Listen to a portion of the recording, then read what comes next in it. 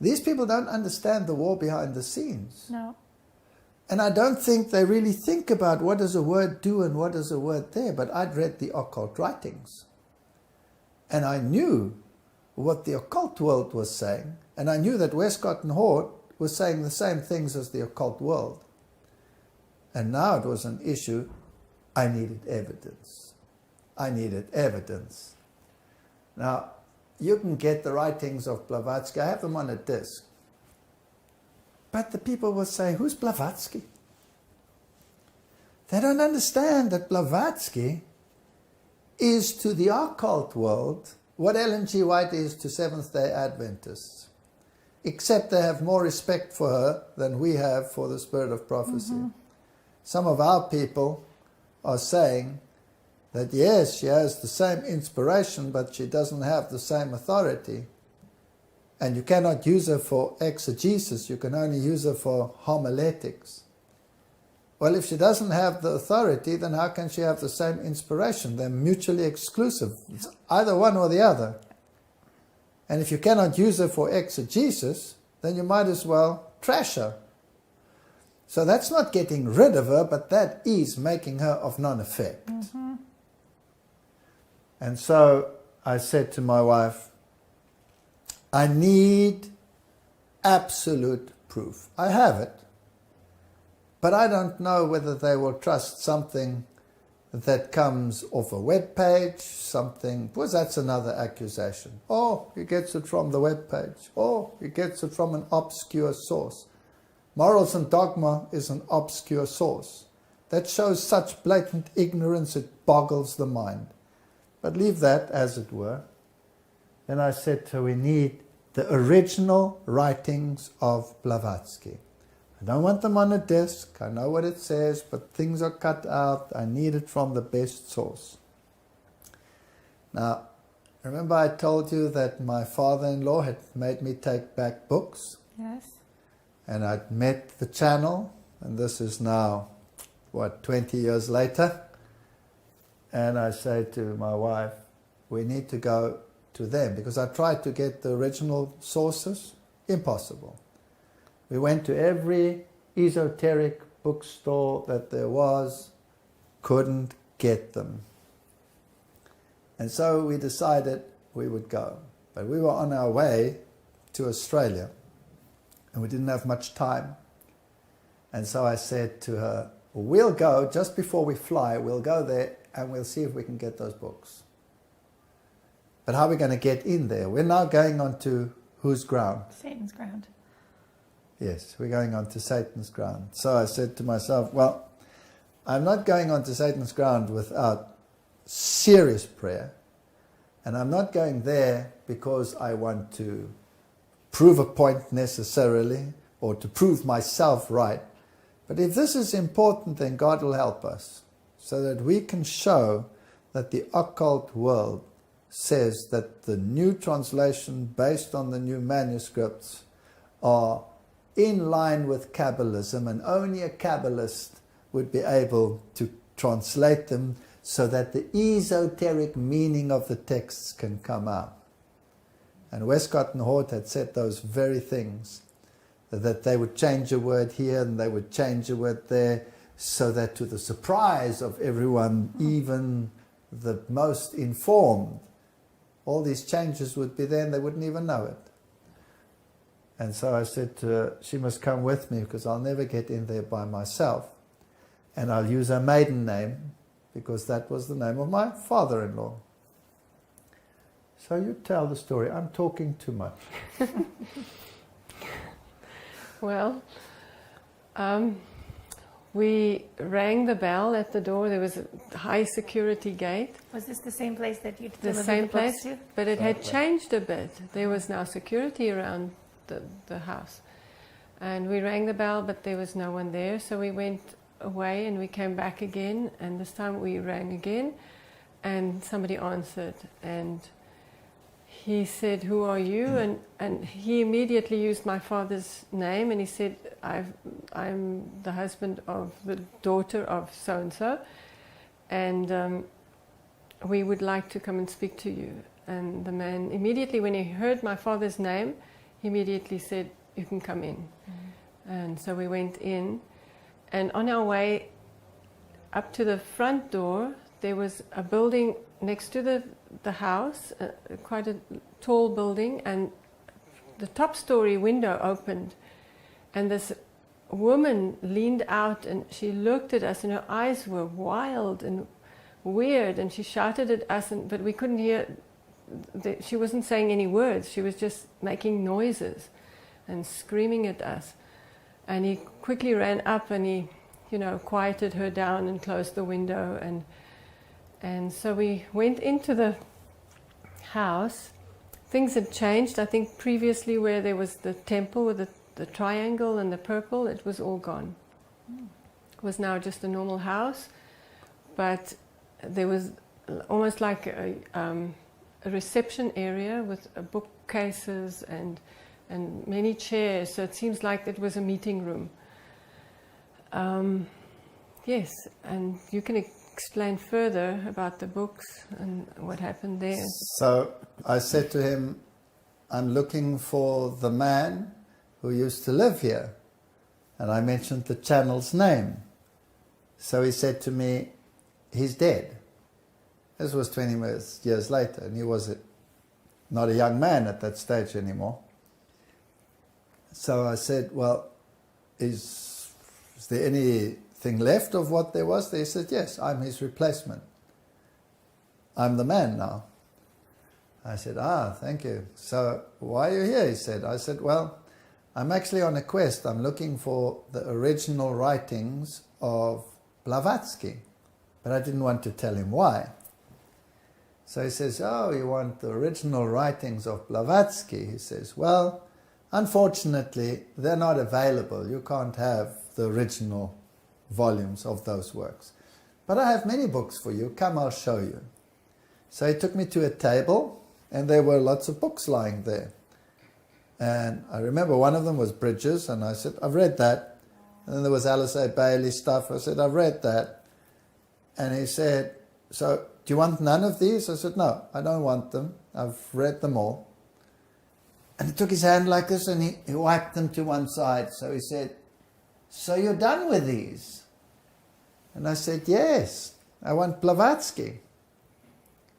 And he looked at me and he said, Blavacki?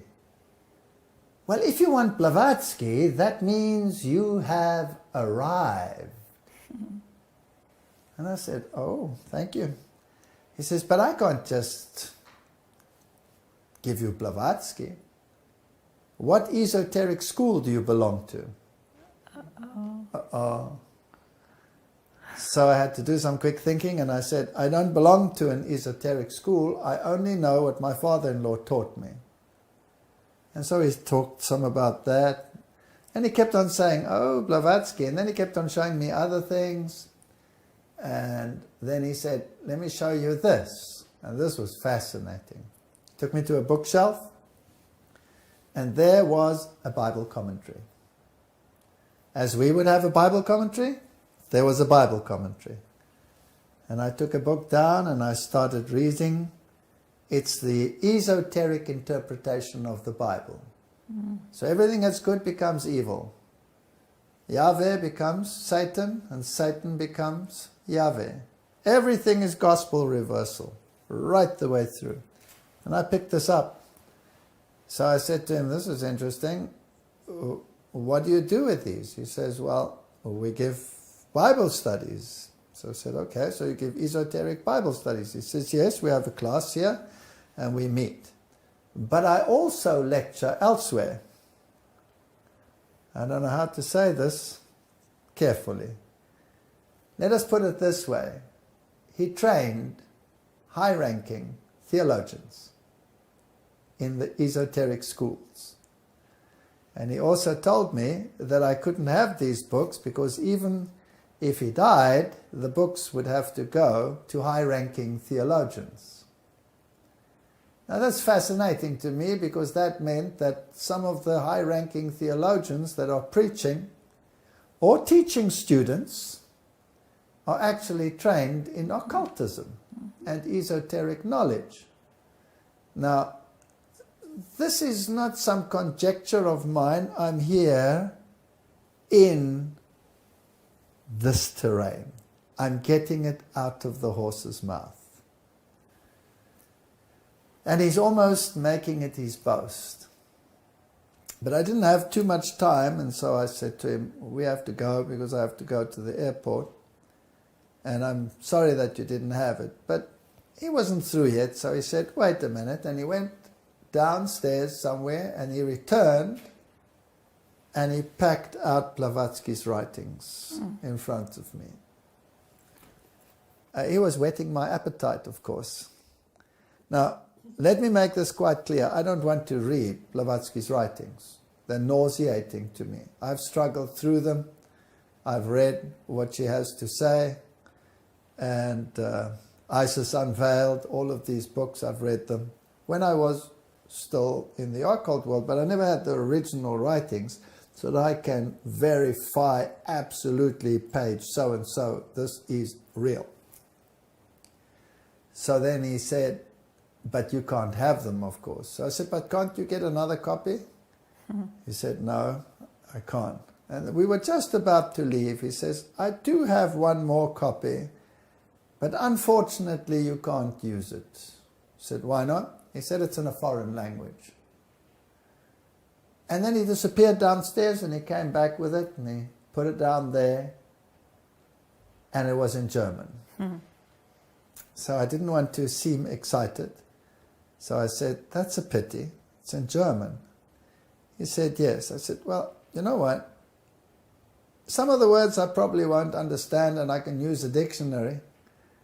Maybe it could help me after all. Would you give them to me or sell them to me or whatever? I didn't bring much money or anything like that. He says, oh no, you can't buy them. They're priceless. So I said, but I don't want them for nothing. He says, no, no, no.